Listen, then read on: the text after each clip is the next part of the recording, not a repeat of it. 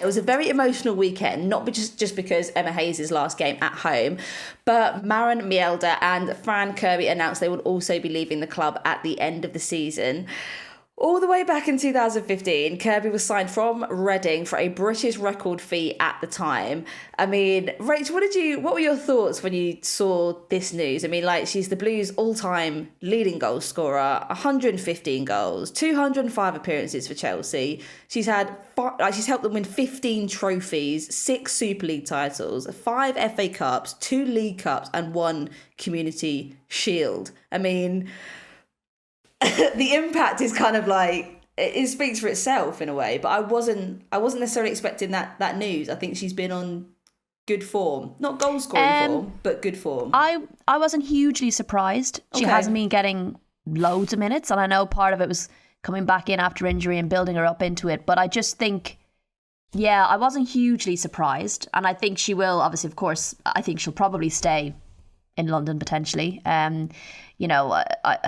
It'll be interesting to see where both of them go. But yeah, probably not the biggest shock, but still mad when you think of a player like that. Because when you've got a player who's just the club through and through, being there through some incredible moments, and being such a stalwart, not just for Chelsea, but for England as well. She's been one in a generational player, and also know how good a relationship she had with Emma Hayes, how important Emma Hayes was for her when she was going through her health issues and all that kind of stuff. And, she's spoken up on a lot of different things that she's gone through in her career and been really good vocally, which I'm sure has helped an awful lot of people as well. So, I'm glad she's not out of the game at all. I'm glad she's still staying, and I would hope in the WSL, but it will be weird not to see Fran Kirby wearing a Chelsea shirt.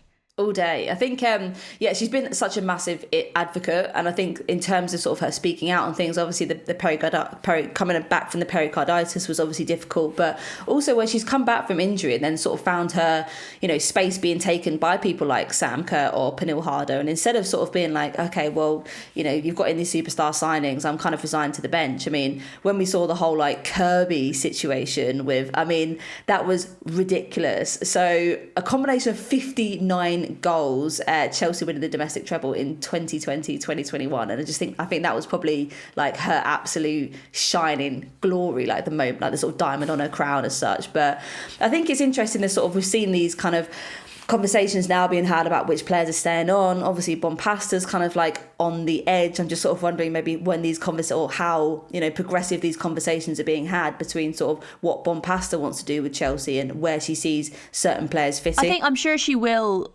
want to have her own influence, and but whether we'll see that immediately as soon as she comes in, if she comes in, as soon as she comes in, is a different story. I think Emma Hayes has always done a good job of forward planning, and I think we always talk about the depth, and we think about some of the players that might be on loan or whatever that might be. Like, there is a future in that squad already, and you've got players who are kind of at their peak as well as youngsters.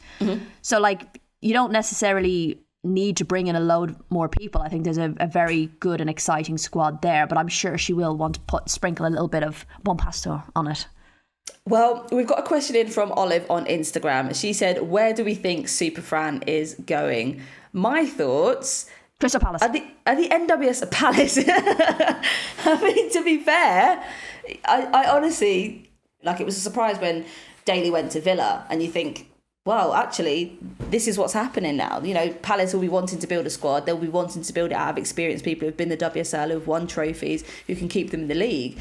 It could happen. But I also have a kind of inkling that the NWSL might call. I just have this... I feel like the NWSL are kind of like poaching players sort of around the sort of senior kind of late 20s, early 30s vibe who have, achieved massive things with the club to kind of bolster some of their teams. We saw the same thing with the Swallow. We saw the same thing with Jen Beattie. I just think like Fran Kirby kind of sits in that bracket. So I wouldn't be surprised if she makes a move to the US. Rachel, shaking your head. I think she'll stay in London. Maybe Spurs. I don't know. Could depend. Will they hang on to Grace Clinton? Could there be an opening there in that 10 role that Fran Kirby could fill potentially? I don't know. That would be a huge coup. Bring her back with Beth England. Bring Maren in as well. And also, I'm just going to give Maren a little shout out, because I know we talk a lot about Fran Kirby and how exceptionally gifted and generational she is. But Maren Mjelde is another true blue through and through.